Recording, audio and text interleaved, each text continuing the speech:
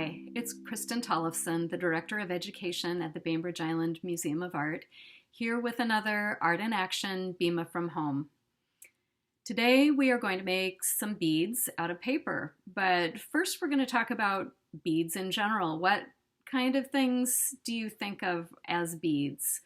I know I have a collection of beads, and some of the things that were made out of beads were made by my kids when they were younger, just stringing together colors on a piece of yarn, and that can make something really beautiful and simple by itself.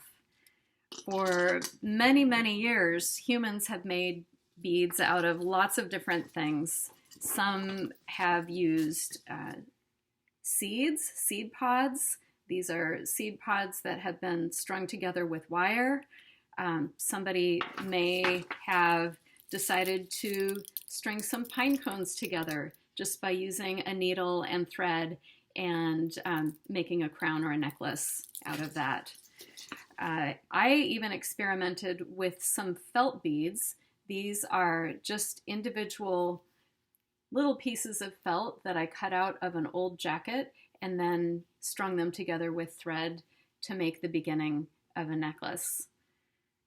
What other things can you use? You could use corks. Here's a cork that has been drilled with a hole in it to make a big fat bead. You could use dried, this is a little tiny lime that has been dried and a hole has been drilled in it to make it into a bead. Even a lens from an old sunglass could be used with a hole in it. And or you could, maybe you find something on the beach like this little float that has a hole in it ready-made for a giant bead for something. There are lots of ways to think about making holes in things or making things that could be used for decoration. Today we're going to make beads out of out of magazine pages, and they are about this big and multicolored little rolled up pieces that can be made easily at home.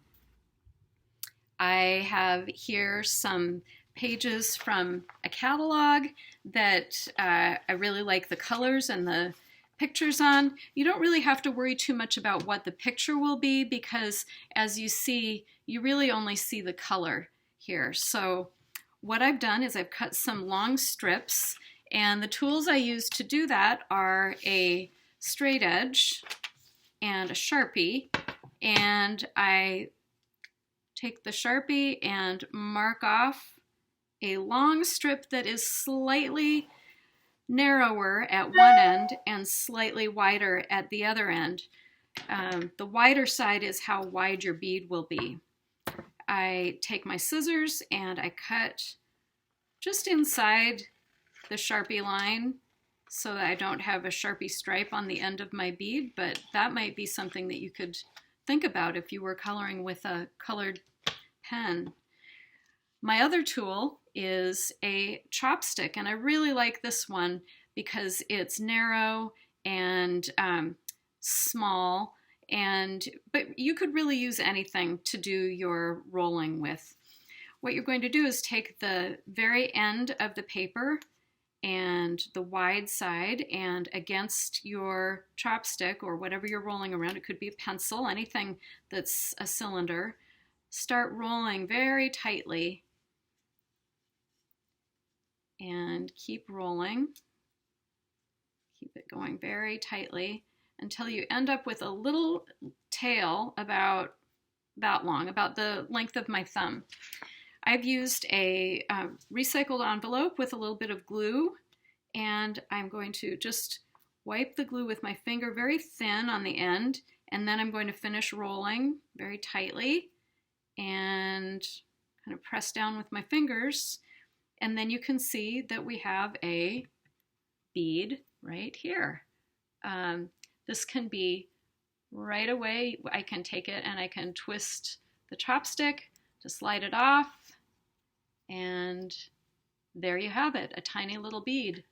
I'm taking these beads and I am stringing them on a piece of twine that I have made out of a plastic shopping bag, and I'm adding them to a project that I'm making with other wooden beads. So this could become a necklace or a something for my room, a bookmark, anything you can think of. So I'd love to see what kinds of creations you come up with. If you decide to make the paper beads, you can leave us a comment and show us what you're creating.